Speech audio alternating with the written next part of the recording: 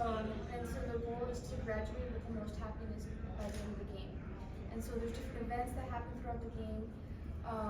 There's decision making, like good and bad decisions, classes, relationships, and football games. So all of these things affect happiness, and it's basically it's the whole journey through high school, and it's gonna really it tells the high school experience in a fun way while also opening conversations up. Yeah, I brought her up here because just letting you know from 16 to mid-60s, you can all do this. So don't ever sit there and limit yourself because you don't think you can do it. With my friends, and it was my my best friend's favorite game, and so I felt like, oh, like since we got tired of all the cards of doing the same thing over, so then I was like, oh, how about I make like a new one like about high school? So I kind of in that way I felt like it would be more relatable to us anyways, and so I made something like so I decided to make a board game, and yeah, it's actually the second board game I made, but this has been the most successful. And what's the name of your company? Pancake Frog Studios Gaming. And what was the inspiration behind Pancake Frog Studios Gaming? It's also the same thing for my with my best friend. We had an inside joke on Pancake Frog, and honestly, it wasn't even. It was so long ago. This was before the pandemic even. They came up with this, and honestly, it was just a random combination of words, and I don't remember exactly what was so funny about it or why we kept it on. It's a frog eating a pancake with syrup, by the way.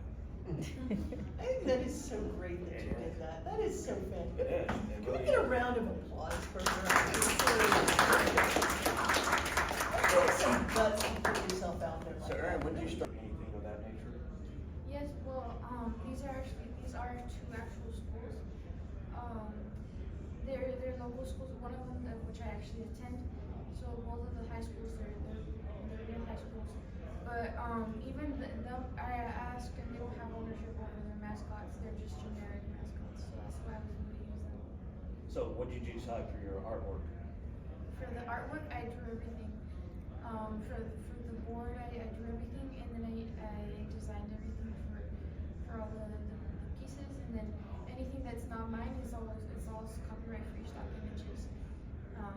And I think a few things are AI generated, like the relationship cards. There's some faces that are not real people, but those are the only ones that are just because I couldn't find stock images for those. But those are free to use as well. But most of the game is all me. So besides the game design part, where, like for anybody here that's gonna wanna do this, where did you go to say, okay, I'm gonna start this game, what do I need to know legally before I start grabbing images or I start using schools? Did you go to the school and say, hey, can I use? Well, yeah, I did ask the school, and they said it was fine. But especially we hired a lawyer to, and I did my research around. We found a lawyer that is specialized in board games, and so we were able to find that lawyer and show him my prototype. And then I previously had images that were usually from Pinterest, and they were just random images from Google, and that's when we discussed that I had to use stock images instead. And so it was important to change all of those images. And then also making sure, because also since even though it was loosely inspired by the game of life, I can't actually really mention that. Legally, I can't say this is inspired by the game of life. Cut that out of your videos? Yeah. You never said Well, that. one of the best pieces of advice I ever got from a game designer, the guy who invented Flames of War, told me, don't borrow, you steal. And the reason why is your mindset behind that. It's like when you like, oh, I borrowed this idea from life, so now I'm gonna keep it exactly the same. But you didn't keep it exactly the same. You don't have the dial, you don't have those things. When you steal something, you make it your own.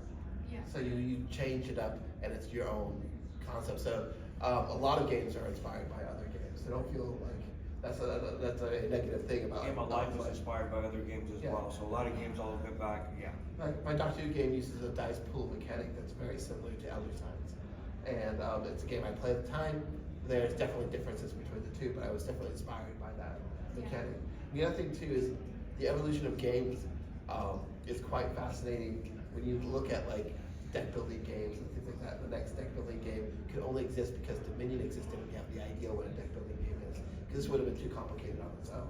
So when you build on to, existing knowledge that people can play, like, oh, you understand life, so now here's a different life, some more different things you're doing. So you have the grounding for your game. So a lot of those games that you play nowadays will always have a kind of root in something you've already experienced that helps you actually play those games and get a foothold. So. Same thing in video games, like everybody's played the games. Unreal Engine was the first one that everybody started using that same engine to do a lot of the games with.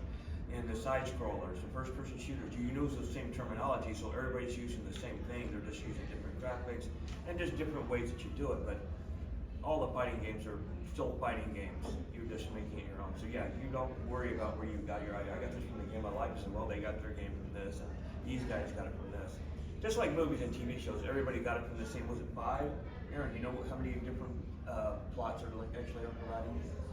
I didn't hear the whole question. Oh, how many